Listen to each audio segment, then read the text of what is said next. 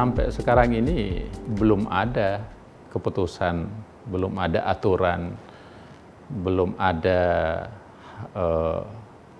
pembicaraan di Konsil Kedokteran untuk membahas secara khusus tentang dokter asing. Jadi itu tidak ada.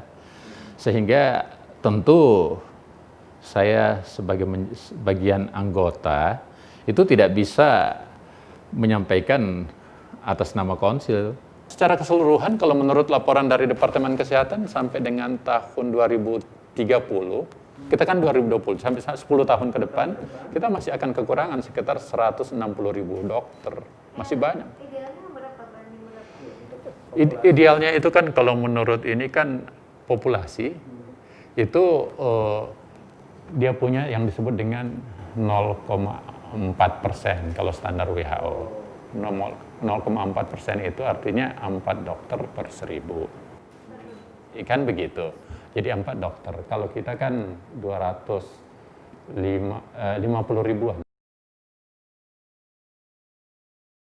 Yang dibahas hanya melihat bahwa kita kan ada namanya masyarakat ekonomi ASEAN, yang itu akan berlaku tahun 2025. Terus nanti ada masyarakat NAFTA, North American Association untuk Pasifikan. Terus ada juga World Trade Organization atau WTO. Itu ada tahapan-tahapannya dan tentu akan berlaku seluruh dunia. Tentu akan terkait, kalau di dalam kepentingan Indonesia juga kan ada aspek yang spesifik, yaitu kepentingan Indonesia itu sendiri, dan Konsil Kedokteran itu adalah bagian dari kedokteran Indonesia, bagian dari institusi negara kita. Perannya, fungsinya adalah menjaga dan melindungi masyarakat Indonesia, termasuk di dalamnya tentu melindungi dokternya, kepentingan dokter dan sebagainya. Jadi dengan demikian maka pastinya itu akan dibicarakan secara bertahap dengan berbagai stakeholder. Pembahasan untuk adaptasi dokter spesialis warga negara Indonesia. Jadi misalnya kayak saya, dokter Indonesia, lulus di Indonesia. Saya dapat surat registrasi dan izin praktek di Indonesia. Terus selesai itu saya lanjutkan spesialisasi kita di luar negeri dan praktek di luar negeri. Terus setelah itu balik ke Indonesia, dulunya dia harus adaptasi di universitas. Iya kan? Dan itu biasanya karena keterbatasan fasilitas, karena kampus kan terbatas, yang bisa melakukan dokter spesialisasi itu kan cuma universitas fakultas kedokteran grade A, level A itu ya, tipe A. Dan itu kan tidak banyak. Jadi kan tidak cukup.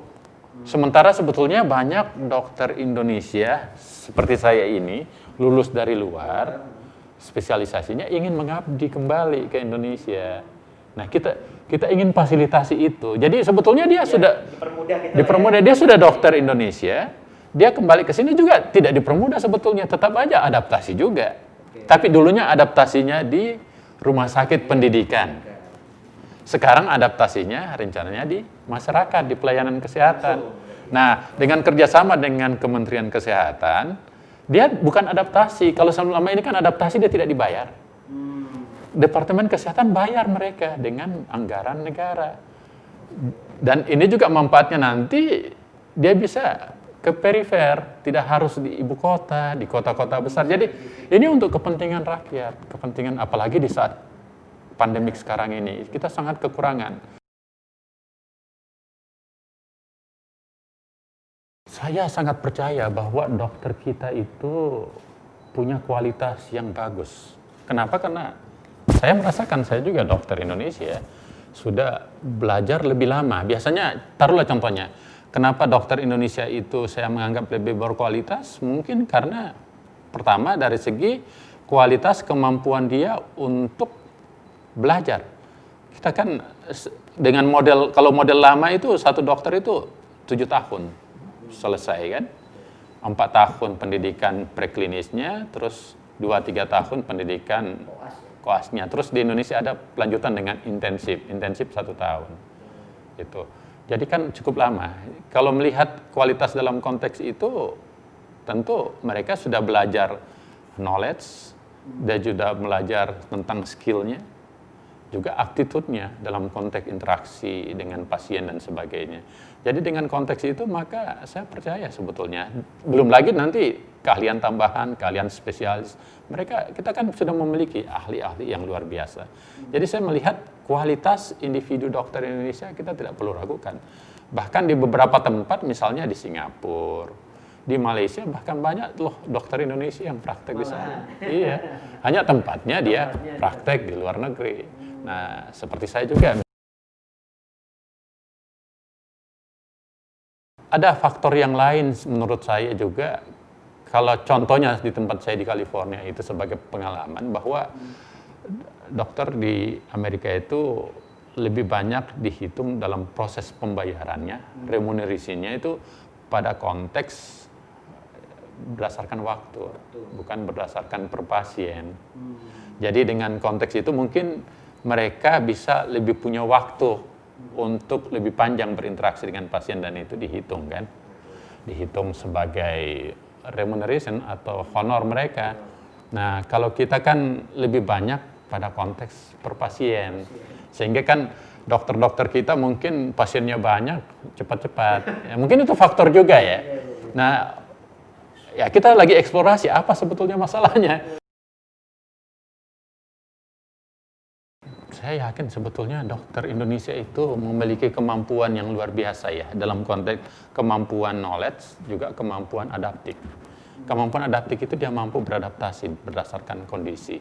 Jadi yang paling penting menurut saya adalah bahwa kawan-kawan dokter ini minimal aware atau sadar bahwa ada tantangan seperti itu.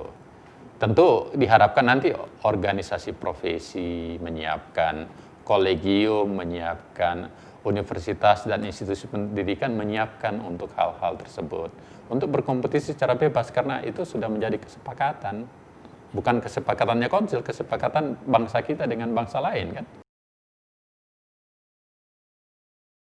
Ya, kan wacana. Tentu samalah kalau orang belum menghadapi sesuatu, misalnya orang mau ikut ujian kan cemas-cemas kan, iya kan? Itu kan semacam ujian juga, Begitu tantangan. ujian nggak lulus. Nah, ada juga yang lulus kan, jadi bukan resisten saya kira, mereka masih was-was, kita semua masih was-was.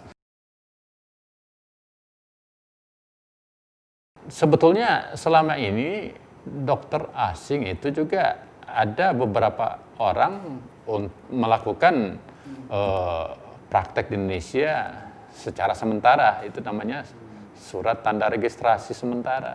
Oh, ada ya. Jadi gunanya apa? Untuk transfer pengetahuan. Misalnya contohnya ada seorang dokter dari Jerman atau dari Eropa mau praktek di Indonesia beberapa bulan, kan harus terregistrasi, dia mau touch pasien, dia harus dapat surat izin dulu kan.